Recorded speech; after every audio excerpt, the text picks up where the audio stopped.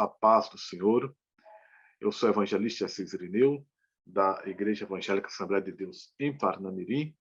Estamos aqui para gravar mais um podcast na companhia do nosso pastor presidente da ADIPAR, pastor Linaldo Renovato Lima, e do pastor Elias Aguiar, que também é professor da Escola Dominical no Templo Sede de Parnamirim, e nós três somos professores também da Escola Teológica em Parnamirim.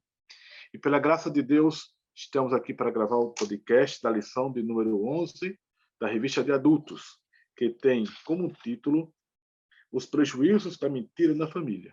Este é um trabalho realizado pelo DENEC, Departamento de Ensino e Educação Cristã da Igreja Assembleia de Deus, no Rio Grande do Norte, presidida pelo pastor Martim Alves. O DENEC é coordenado pelo pastor Reinaldo Aldir.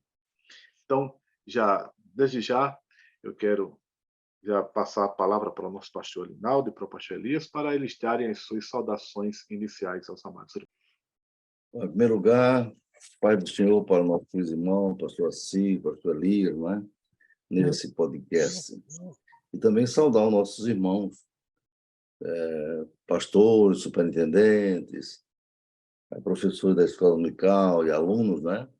Vamos estudar essa lição. Deus abençoe a todos. Amém. Eu queria saudar a todos os irmãos com a paz do Senhor Jesus, aos nossos irmãos que acompanham esse canal abençoado, e quero parabenizar os nossos pastores, em especial meu pastor aqui, o pastor Linaldo Renovato, e o pastor Assis, pelo Dia do Pastor.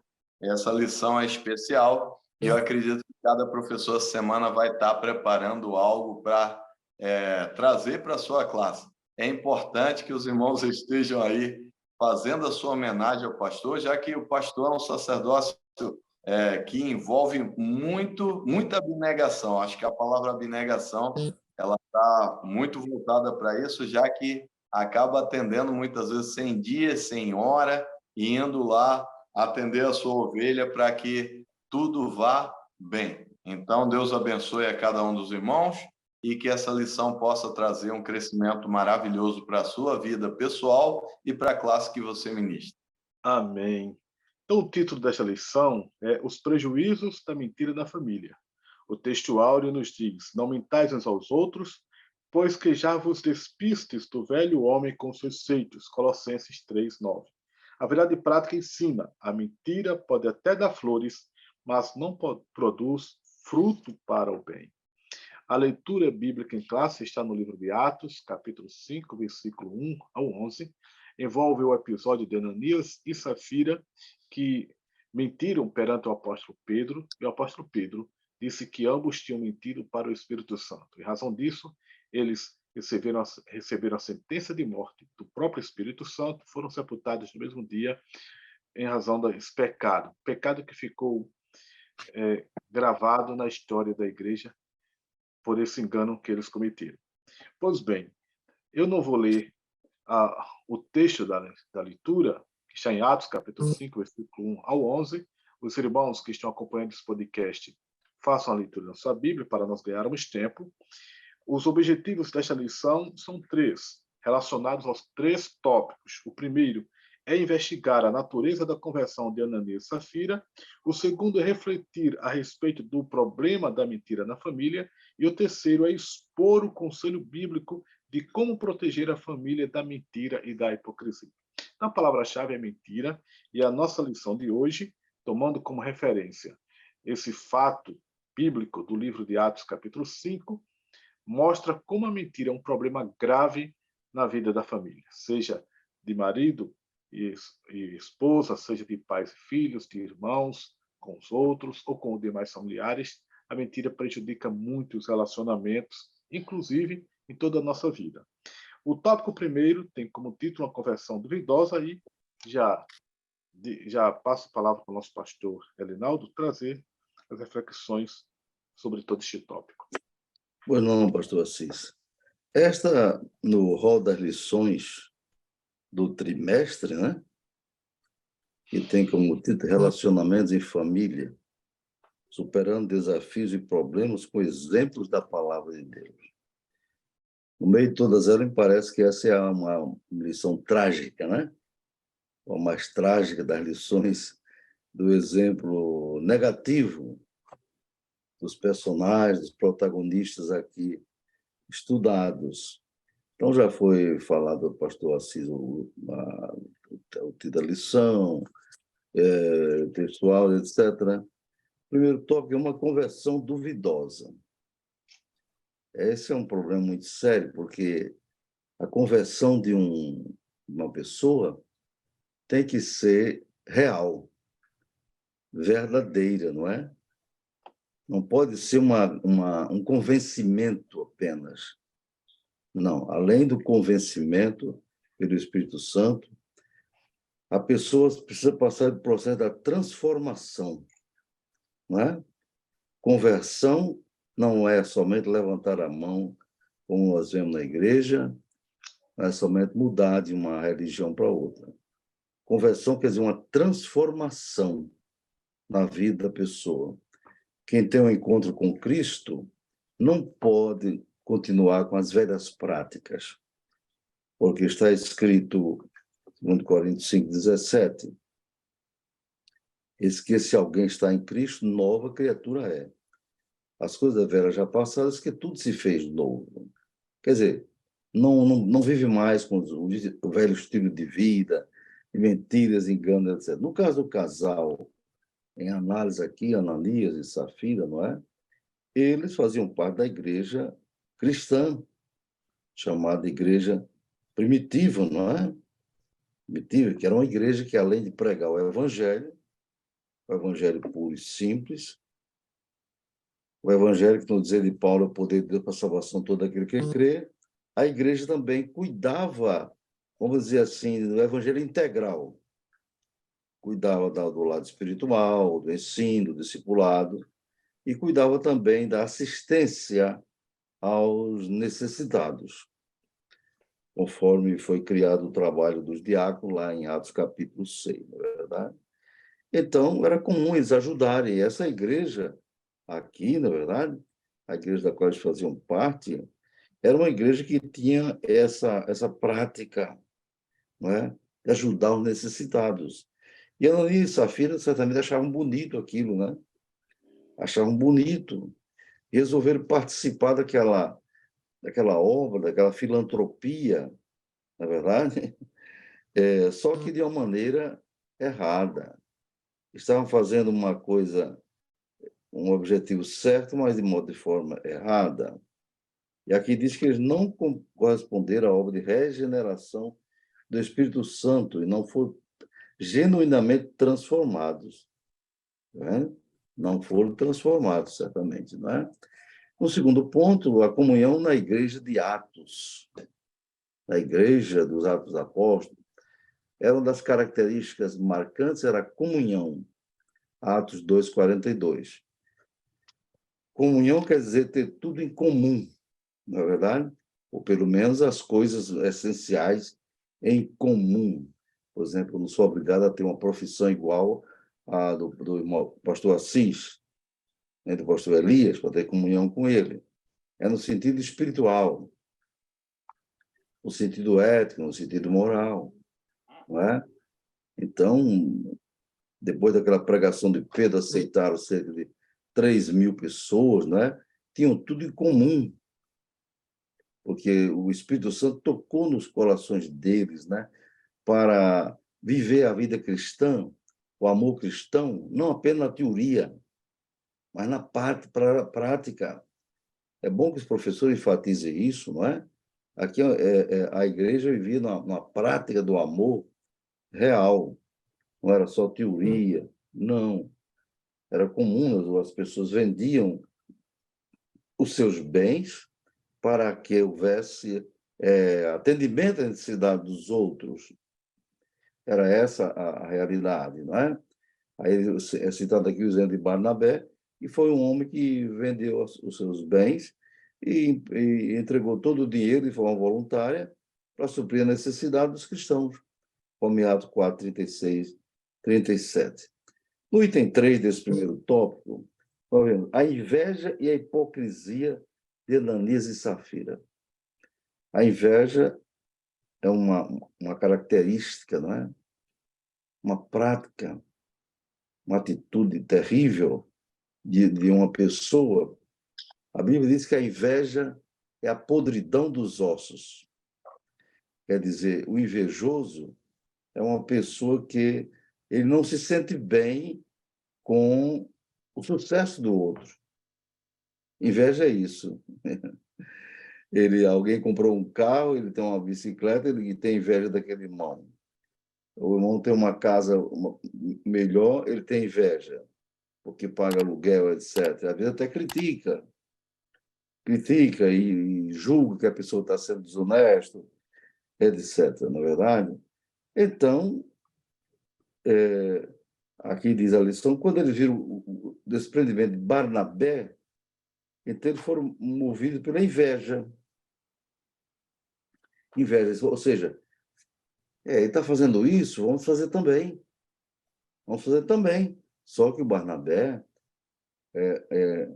praticou os atos de amor, de caridade. Caridade quer dizer o amor na prática, da palavra grega caritas.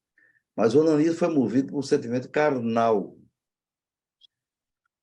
Em termos espirituais, só há dois tipos de crente, o espiritual e o carnal. Só tem esses dois.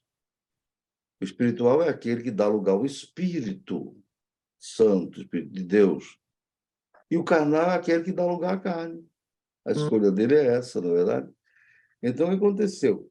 Ele, então, foram movidos por esse sentimento e tramaram um plano para impressionar os apóstolos e a própria igreja.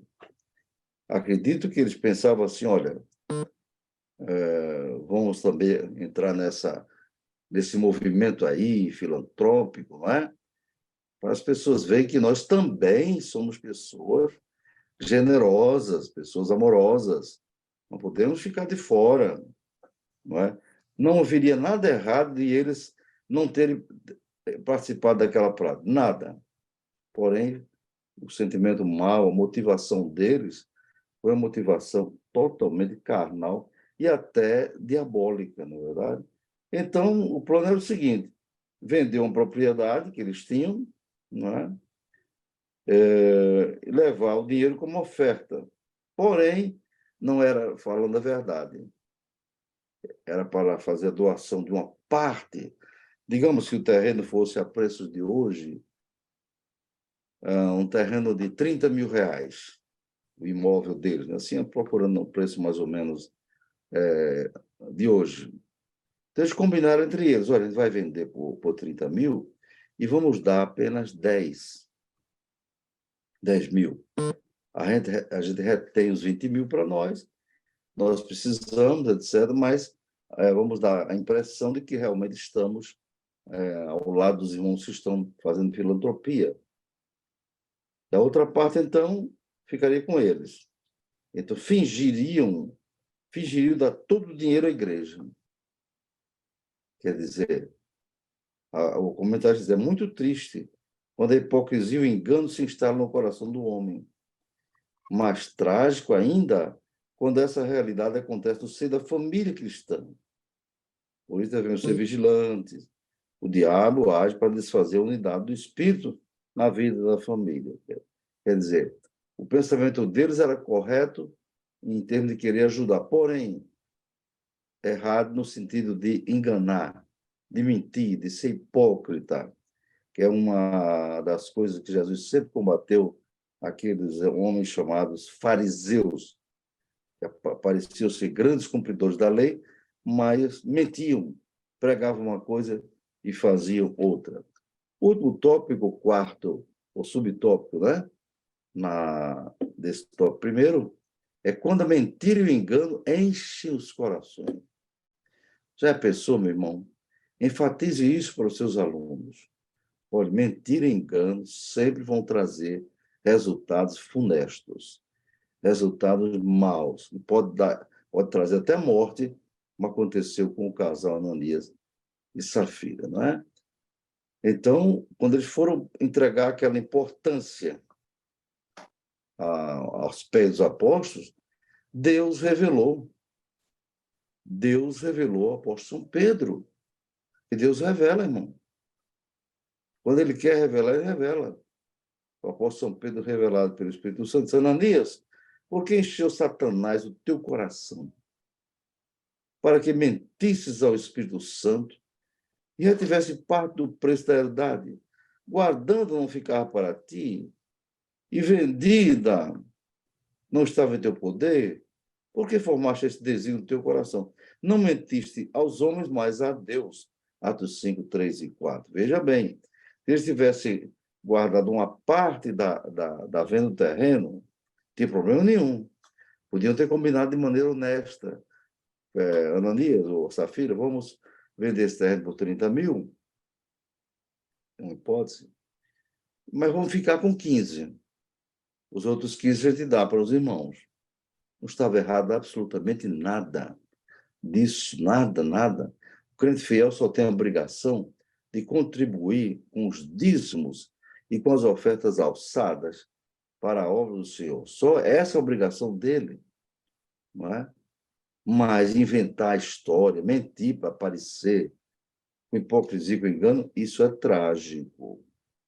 Não é? Aqui é interessante, nesse texto, ele fala: por que é que entre vós vos consertar para tentar o Espírito do Senhor, o Espírito Santo? Aqui a gente tem nesse texto, não é, pastor Elias, pastor Assis, a base bíblica para dizer que o Espírito Santo é Deus. Não é verdade? Vocês não mentiram o Espírito Santo, não é verdade? Vocês não mentiram o Espírito Santo aos homens, mas a Deus. A Deus. No mesmo contexto, eles mentiram ao Espírito Santo. Tá certo? Então, também, sim, então o homem caiu, morto. Primeiro a aparecer foi Ananias, não sei por que razão, ele não pôde ir junto com a esposa, né? Foi primeiro. Quando ele foi muito sorridente, talvez, está aqui, minha contribuição para os irmãos lá os irmãos lá os irmãos necessitados, mas ele não precisou nem fechar a boca direito. O apóstolo foi logo dizendo: Ananias, porque mentistes. Por que deste lugar ao teu coração, não é verdade? Satanás encheu o seu coração para mentir. Né? Você não mentiu aos homens, não está mentindo a gente, está mentindo ao Senhor, não é? Aí também, meus irmãos, quando ele ouviu essa palavra, ele caiu morto aos pés dos apóstolos. Poucas horas depois, né, em torno de 3 horas depois, chega a mulher. Chega a mulher para lá. Não diz que ela levou o dinheiro, né? Diz que foi lá, talvez encontrasse com seu marido. Estava demorando, na verdade, talvez estava demorando, porque ele morreu. Morreu, e interessante é que o texto diz que os jovens lá, os mancebos, levaram o corpo dele para entregar. Pastor, assim, o senhor que é advogado. Imagine isso hoje, era impossível, né? Era impossível, porque teria que comunicar a família. A primeira pessoa a comunicar seria a família. Olha, infelizmente, seu marido faleceu ali agora, há pouco tempo. E foram enterrar sem dar satisfação à família, para a gente ver um pouquinho da cultura daquela época.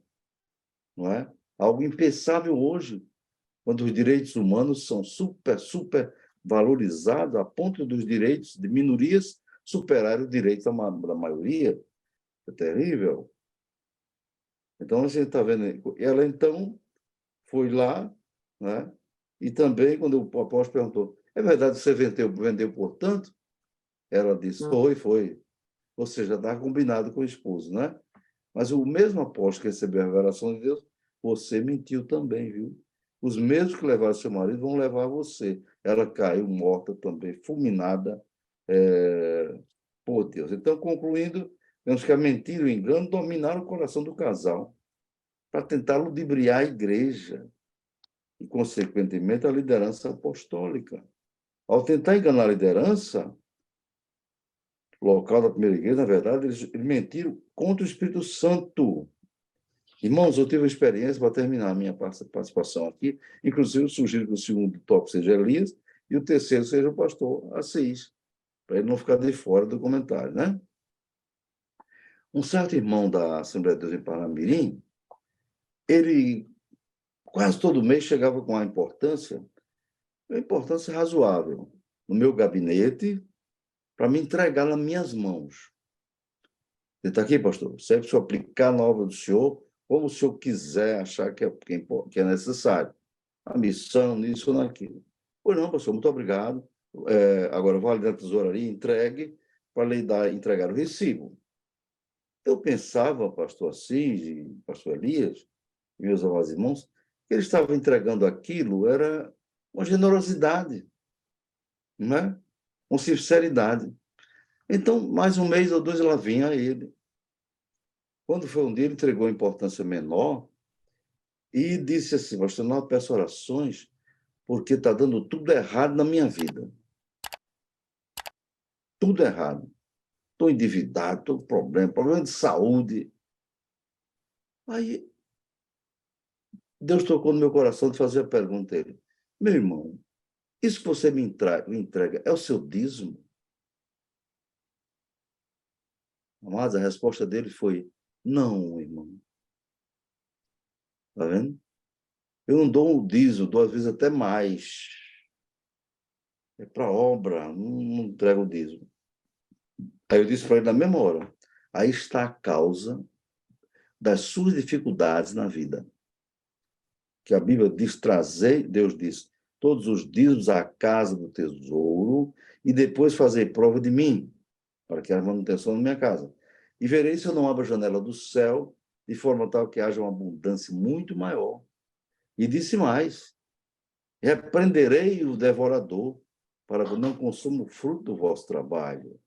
Então, diga para os alunos que procurem ser dizimistas, mas dizimistas fiéis, sinceros, não com mentira, porque a Bíblia nos fala que o diabo é o pai da mentira. Essa filha dele é terrível, né? E quem aceita essa filha do diabo acaba sendo filho do diabo também. E parece que tem gente que casou com ela, viu? Já sabe, é um casamento com Satanás. Então, aquele irmão depois adoeceu e faleceu, não vê mais o meu gabinete. Com Deus não se brinca. Com Deus não se brinca, tá certo? Deus abençoe, nossos amados irmãos possam tirar dessa lição trágica lições para suas vidas e para suas famílias. Deus abençoe a todos. Meus queridos, nós vamos comentar um pouquinho aqui o tópico de número 2, o problema da mentira dentro da família. E aqui o assunto ainda é voltado para Ananias e Safira, e é muito interessante, queridos, que o meu pastor lá em Cuiabá, em 2003, 2004, até 2007, pastor Armando Ferreira, ele trouxe um exemplo que eu acho que se encaixa muito bem aqui. Disse que um determinado homem tinha uma casa muito bonita, a sua família vivia com ele, todos estavam muito felizes com a aquisição daquela casa, e de repente chega um determinado homem e queria comprar a casa. Ele oferece um valor excelente pela compra da casa, mas aquele homem, vendo que era feliz naquela casa que havia acabado de comprar, ele nunca queria vender. E aquele homem insistiu muito, até que chegou um dia em que, não vendo brecha nenhuma para comprar a casa, ele resolveu pedir para que ele vendesse um espacinho no portal da entrada da porta da casa. Aí ele falou, um espacinho? Como assim? Ele disse, eu quero pregar um prego aí. Aí aquele homem falou assim, então, se é só um prego, pode pregar, se isso te satisfaz, pode pregar. Aí ele veio com o prego e pregou lá no portal. Aí no dia seguinte ele retornou com a peça de carne e pendurou lá no prego. O dono da casa ficou indignado e disse, essa carne vai estragar aí e vai estragar a minha casa. Aí ele falou, você não pode intervir, você abriu brecha, você deixou eu botar o prego, esse espaço é meu e eu vou pendurar a carne. Com o passar dos dias, a carne começou a apodrecer, a família não conseguia mais morar na casa, a mulher saiu com os filhos e aquela que era a casa dos sonhos agora estava ameaçada. Daqui a pouco começa a dar bichos. E aquele homem, vendo aquela situação, chegou para aquele senhor que tinha pregado o prego e disse, olha, eu resolvi vender a casa. Não tem mais como habitar aqui desse jeito, com esses bichos, eu não posso intervir porque o prego é seu. Se eu tratar esse, você traz outro, então vou vender. Aí o camarada foi lá e falou para ele assim, olha, mas eu não vou pagar mais o mesmo preço de antes, agora eu vou pagar bem menos, a casa está cheia de bichos. E assim ele vendeu por um preço muito baixo aquilo que antes era um sonho. O que eu quero dizer com isso? Quando fala de problema da mentira dentro da família, é a questão das brechas que se cria. É a questão de pegar um ambiente que antes era sadio e saudável, e agora, diante dessa brecha deixada como prego, que aquele homem, no exemplo, deixou colocar no portal, estragou todo o ambiente familiar. Então, aqui, quando fala sobre isso, no primeiro subtópico, ele vai trazer dizendo assim, ó, os que se dizem cristãos, mas também vivem velhos hábitos.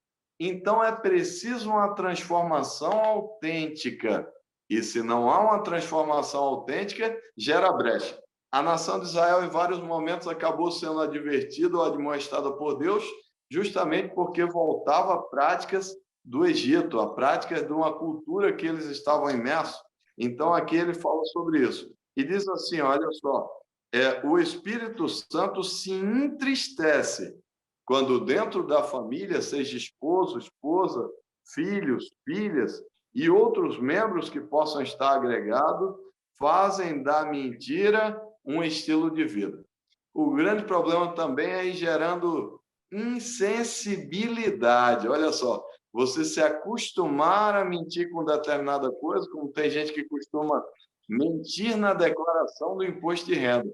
E com o passar do tempo, ele até perder a sensibilidade que aquilo seja errado mesmo sendo. Ou alguém que tem o hábito de mentir em casa ao ponto de perder a sensibilidade que aquilo que ele está fazendo é mentira. E aí, quando a gente fala sobre isso, eu já ouvi alguém dizendo no exemplo que o pai orienta o filho a chegar na porta e dizer para alguém que está batendo palma lá, dizer assim, papai, ele chega lá e diz, diga para ele que eu não estou. Aí a criança chega lá na maior inocência do mundo e diz, papai mandou dizer que não está. Então, olha só que uma coisa aparentemente pequena, mas uma mentira combinada que a criança, na inocência, vai lá e fala para a pessoa, olha, papai mandou dizer que não está. Então, veja bem que isso é interessante, que esse tópico seja abordado de maneira prática, porque é de maneira prática. Aí pergunta assim para os alunos, ó, quais são as coisas que depois que você aceitou Jesus, você tem mais dificuldade de deixar? Porque tem gente que o hábito que ele tinha, eu conheço um irmão que já não está entre nós, era dono de uma loja no centro de Parnamirim, bem conhecido, e ele dizia assim, mas rapaz, eu fico pedindo a Deus que transforme, porque tem crente que aceita Jesus, mas o hábito de não pagar contas que ele compra fiado parece que permanece com ele, como um espinho na carne. E aí ele dizia aquilo, eu começava a rir. Então, é interessante que precisa haver uma transformação real. E no subtópico número 2, quando quem faz uso da mentira está dominado pelo poder da carne. Então, a gente vê isso, que a carne cobiça contra o espírito. E um determinado período que eu estava no Rio Grande do Sul, chegou um rapaz casado para contar algo que havia feito errado, e dentro do casamento dele, ele havia, segundo ele, se apaixonado por outra moça. E aí, quando ele falou aquilo ali, me contou, disse, mas o senhor é casado? Aí ele falou, mas eu estou apaixonado. E, para resumir a história, eu falei que ele tinha que ir até o pastor da igreja dele, confessar aquilo que havia feito, e também para a esposa. E ele falou, vou ter que dizer isso para a esposa. Eu disse, vai, porque senão você vai deixar uma legalidade, uma brecha, um pecado aí escondido. Você vai lá, vai falar com ela, vai pedir perdão a ela. E ele foi lá e fez tudo aquilo. E uns 3, 4 meses depois, ele ligou para mim e disse, minha vida, depois que eu fiz tudo que o senhor falou, está horrível. Aí eu disse assim, mas por que? Ele disse assim, porque agora estou pagando o preço do meu pecado. Mas ele insistiu naquilo ali, Deus promoveu a restauração do casamento dele, e depois ele veio agradecer. Ele disse assim, olhando para trás, eu não poderia ter deixado aquela mentira encoberta e ter enganado a minha esposa, senão não teria mais, olha só, autoridade espiritual. E aí aquele rapaz tratou o caso, está bem com a esposa, agora eles têm um filho, não tinham na época, e estão bem, mas foi preciso atentar para isso aí. Queridos, aqui quando a gente olha algumas orientações bíblicas nesse texto, você vai para o texto de Romanos, capítulo 8, versículo 1, que vai dizer que, portanto, agora nenhuma condenação há para os que estão em Cristo Jesus, que não andam segundo a carne, mas segundo o Espírito. Então, mostra essa batalha e os professores precisam abordar Romanos 8 e 1 aí nos textos, que vão abordar em sala de aula, né? Porque, na verdade, cada vez que a gente é confrontado a fazer algo certo ou errado, principalmente quando não tem ninguém olhando, quando é uma escolha sua, você está sendo desafiado a ouvir a voz do Espírito Santo e manter uma vida de santidade. Então, é preciso entender isso. E quando a gente entende esse princípio, a gente procura viver uma vida na presença de Deus. Aí isso é possível através de quê? Aí o pastor Alinaldo é um bom exemplo disso, porque ele vive insistindo, como ouvi recentemente na Escola Bíblica Dominical, da prática do culto doméstico, da prática da leitura da Palavra de Deus, da prática da oração. São instrumentos, são ferramentas que vão possibilitar nós vencermos a carne em meio a essa batalha espiritual. E no versículo de Gálatas, capítulo 5, versículo 17, que está na leitura bíblica em classe, vai dizer que a carne cobiça contra o espírito e o espírito contra a carne, e este opõe-se um ao outro para que não façais o que quereis. E aqui no versículo 24 e 25 ainda vai dizer assim: os que são de Cristo crucificaram a carne com as suas paixões e concupiscências. Se vivermos no Espírito, andemos também no Espírito. Então, essa orientação do apóstolo Paulo aqui no livro de Gálatas, capítulo 5, versículo 17, o 24, 25. Achei muito interessante esse texto. Espero que cada professor, ao abordar esse assunto, traga exemplos práticos. Eu acredito que a Escola Bíblica Dominical ela vai se tornar mais interessante, vai trazer muito mais conteúdo para os seus alunos, trazendo exemplos cotidianos da própria igreja. Trazer o exemplo de Ananias e Safira em um primeiro tópico e no segundo trazer coisas bem típicas e cotidianas da família, porque quem sabe tem alguém que esteja com a mente um pouco cauterizada, fazendo determinadas coisas que são erradas como se fosse certo. Aqui no meu condomínio tem um mini market. O mini market é um tipo de mercado que você entra lá com um QR Code e vai lá e você consegue pegar os produtos sozinho sem ninguém lhe atender. Aí na saída você tem que registrar os produtos e fazer o pagamento. E por uma mente às vezes cauterizada, alguém já entrou lá e foi lá e pegou produtos que não pagou, que não registrou e saiu com os produtos. Isso aí mostra uma mente cauterizada. Então, é preciso trazer esses exemplos práticos para os irmãos. Então, queridos, muito obrigado. Deus abençoe a todos. Eu espero que essa lição traga realmente uma grande reflexão. E que você, ao chegar em casa, você, aluno, e você, professor, incentive, que ao chegar em casa se comente isso na hora do almoço. Porque tem gente que acaba não indo para a EBD, deveriam todos ir, mas eu acho que isso aí vai trazer um crescimento espiritual para a sua família. Deus abençoe a todos.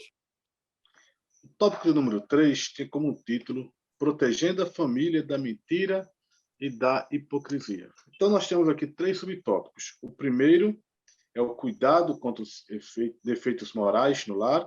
O segundo, precisamos agir contra a hipocrisia. E o terceiro, não deixe o inimigo agir na família.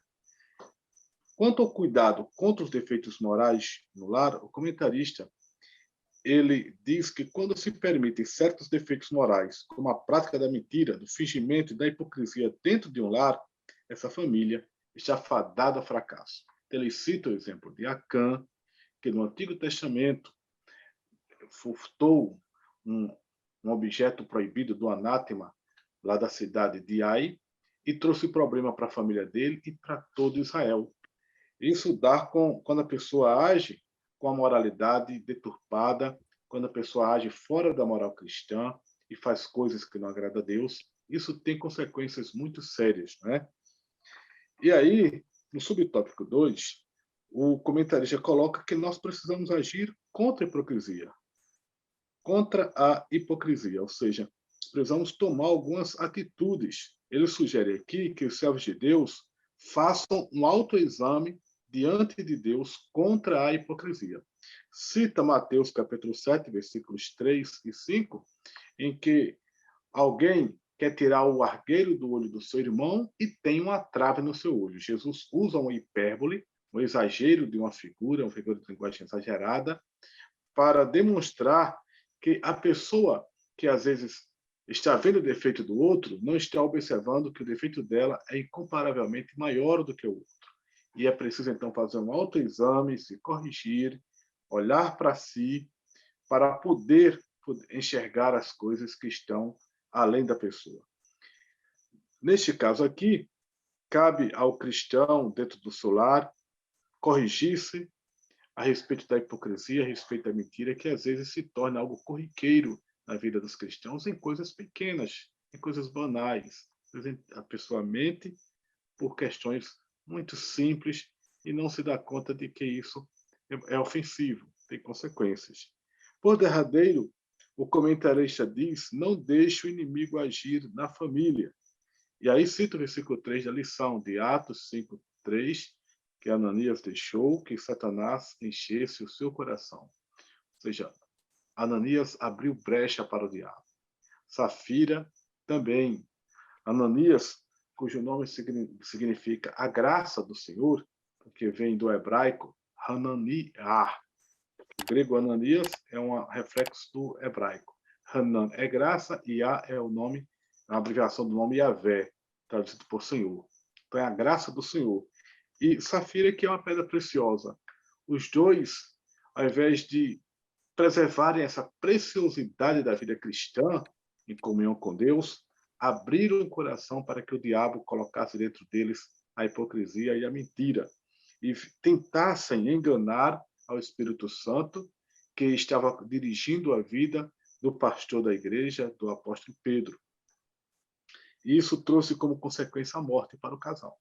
Ou seja, foi um final fulminante, um final trágico. Mentira pode levar a estados muito graves. E, por fim, ele nos adverte, então, para nós estarmos em oração e em vigilância. E diz, então, podemos fazer o que a Bíblia diz: sujeitai-vos, pois, a Deus, resisti ao diabo, e ele fugirá de vós. Em ti existe o diabo, vigiando, orando, com a palavra, fazendo uso da palavra, procurando praticar a palavra de Deus. E ele vai fugir de nós. No que Deus guarde os irmãos, os ajude e possamos fazer autocorreção, ver se há alguma coisa equivocada em nossa vida, de erro, de pecado, de hipocrisia, e lançar tudo isso fora.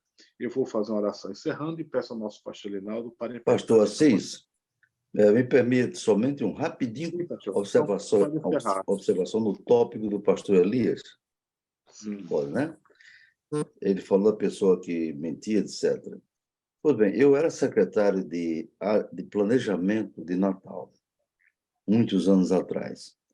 O prefeito, eu e os outros secretários iam despachar com o prefeito, certo? O prefeito. Eu estava lá na sala dele, aguardando a minha vez. Outro colega foi antes de mim. Então o telefone tocou. Me lembrei por causa da palavra dele, do pastor, se o pai manda o filho dizer que não está.